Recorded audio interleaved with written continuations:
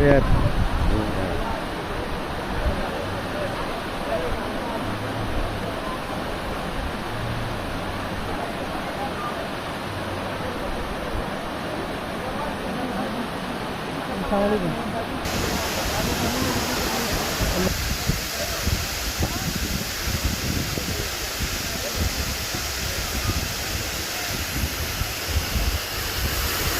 ये भीड़ भाड़ खत्म हो गई है। ये रेत आई है, फुल हो गई है। रेत फुल हो गई, इतनी सी रह गई है।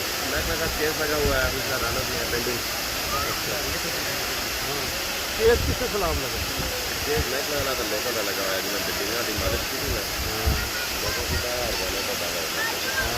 आ जाओ भाई, आ जाओ, आ जाओ, आगे आ जाओ। आप चार इधर आके बैठो।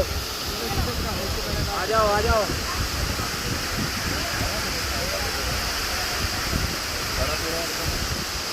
बताते हैं अभी तो पहुँचे हैं दोबारा।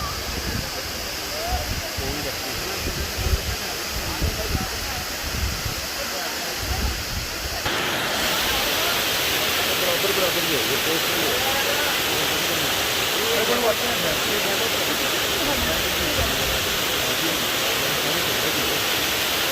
आगे नीचे अमर साहब